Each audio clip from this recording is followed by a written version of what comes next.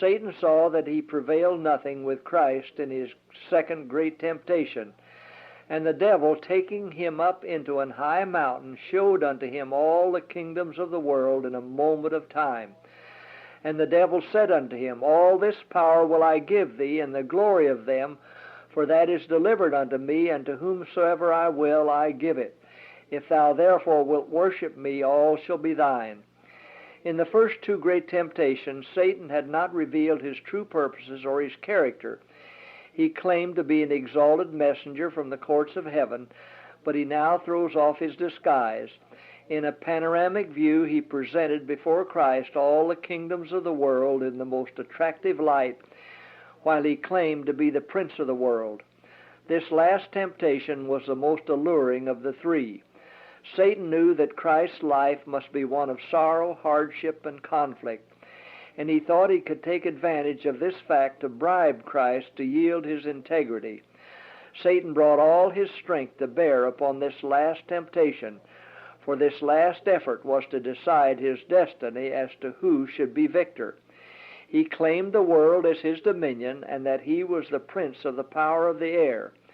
He bore Jesus to the top of an exceeding high mountain, and then in a panoramic view presented before him all the kingdoms of the world that had been so long under his dominion, and offered them to him in one great gift. He told Christ that he could come into possession of all these kingdoms without suffering or peril. Satan promises to yield his scepter and dominion and to make Christ the rightful ruler for one favor from him. All he requires in return for making over to him the kingdoms of the world that day presented before him is that Christ shall do him homage as to a superior. The eye of Jesus for a moment rested upon the glory presented before him, but he turned away and refused to look upon the entrancing spectacle. He would not endanger his steadfast integrity by dallying with the tempter. When Satan solicited homage, Christ's divine indignation was aroused, and he could no longer tolerate his blasphemous assumption or even permit him to remain in his presence. Here Christ exercised his divine authority and commanded Satan to desist. Get thee hence, Satan, for it is written, Thou shalt worship the Lord thy God, and him only shalt thou serve. Satan, in his pride and arrogance, had declared himself to be the rightful and permanent ruler of the world, the possessor of all its riches and glory, claiming homage of all who lived in it as though he had created the world and all things that were therein. Said he to Christ, All this power will I give thee, and the glory of them, for that is delivered unto me, and to whomsoever I will I give it. He endeavored to make a special contract with Christ, to make over to him at once the whole of his claim if he would worship him. This insult to the Creator moved the indignation of the Son of God to rebuke and dismiss him. Satan had flattered himself in his first temptation that he had so well concealed his true character and purposes that Christ did not recognize him as a fallen rebel chief whom he had conquered and expelled from heaven.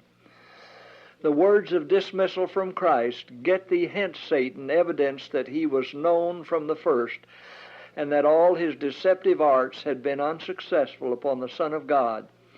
Satan knew that if Jesus should die to redeem man, his power would end after a season, and he would be destroyed. Therefore, it was his studied plan to prevent, if possible, the completion of the great work which had been commenced by the Son of God. If the plan of man's redemption should fail, he would retain the kingdom which he then claimed, and if he should succeed, he flattered himself that he would reign in opposition to the God of heaven. When Jesus left heaven and there left his power and glory, Satan exulted. He thought that the Son of God was placed in his power. The temptation took so easily with the holy pair in Eden that he hoped with his satanic cunning and power to overthrow even the Son of God and thereby save his life and kingdom. If he could tempt Jesus to depart from the will of God as he had done in his temptation with Adam and Eve, then his object would be gained. The time was to come when Jesus should redeem the possession of Satan by giving his own life, and after a season all in heaven and earth should submit to him. He was steadfast. He chose this life of suffering, this ignominious death, and in the way appointed by his Father to become a lawful ruler of the kingdoms of the earth and have them given into his hands as an everlasting possession. Satan also will be given into his hands to be destroyed by death, never more to annoy Jesus nor the saints in glory. Jesus said to this wily foe, "Get thee hence, Satan, for it is written, Thou shalt worship the Lord thy God, and him only shalt thou serve." Satan had asked Christ to give him evidence that he was the Son of God, and he had in this instance the proof he had asked. At the divine command of Christ, he was compelled to obey. He was repulsed and silenced. He had no power to withstand the peremptory dismissal. He was compelled without another word instantly to desist and leave the world's Redeemer. The hateful presence of Satan was withdrawn. The contest was ended. With inestimable suffering, Christ's victory in the wilderness was as complete as was the failure of Adam, and for a season he stood freed from the presence of his powerful adversary and his legions of angels.